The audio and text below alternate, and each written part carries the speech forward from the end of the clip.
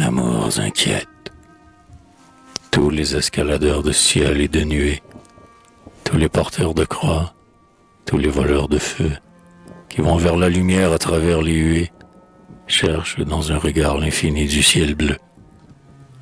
Qu'il soit leur calvaire, il leur faut une femme, parfum de Madeleine, tombé sur leurs pieds, linge de Véronique, approché comme une âme, pour garder dans vos plis leurs masques copiés. Combien s'en vont tout seuls dans de froids paysages, grandis par la chimère ou courbés par l'affront. Linge de Véronique, étancher leur visage, s'ils vont s'y imprimer, c'est la couronne au front.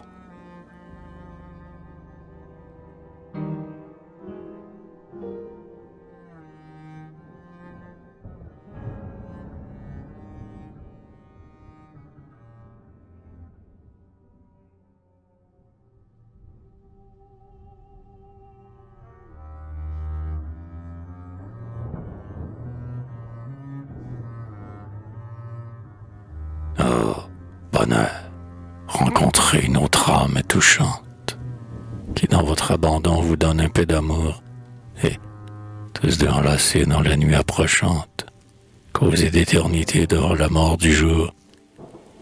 Ivresse de goûter la sourdine de l'heure, ivresse d'être deux, qu'on veut diviniser, et mêlant tout un soir, malgré le vent qui pleure, tes lèvres qui déjà ne sont plus qu'un baiser. Et dans ce clair-obscur, les douloureux poètes interprètent leur âme et commettent leurs vœux. Et ce sont des miroirs où se mirent leurs têtes, pour voir confusément se mêler leurs cheveux. Comme une brûlure, ils ont peur de la lampe, où leur songe de neige aurait bientôt fondu. Et l'insecte blessé de la parole rampe, et l'on ne dit plus rien, sans savoir qu'on s'est tu.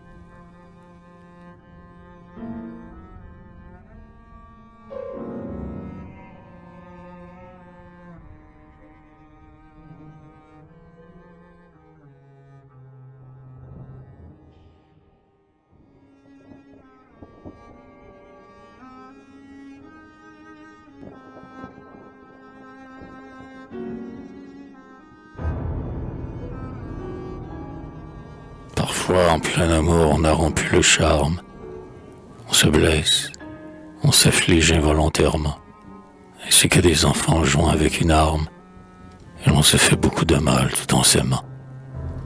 On souffre quelques jours, puis, vaincu par l'absence, on cherche à se revoir dans un faubourg lointain. Et on sent dans sa voix comme une réticence, et l'on sent dans son cœur quelque chose d'éteint.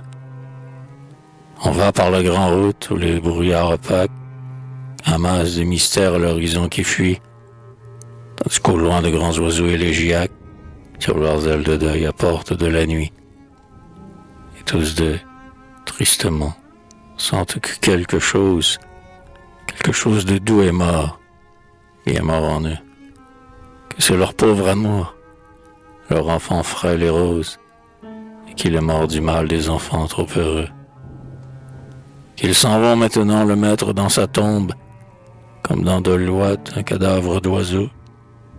Car depuis le matin beaucoup de neige tombe, et sa fosse aura l'air d'un calme et blanc berceau.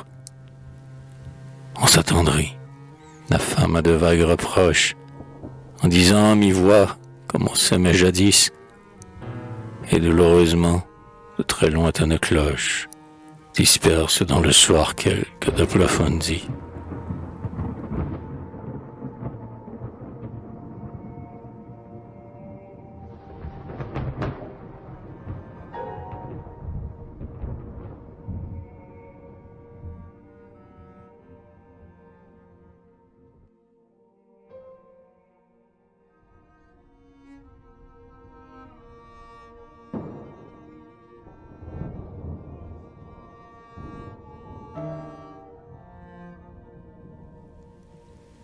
Mangeant des larmes et du vent, on va toujours par la grande route.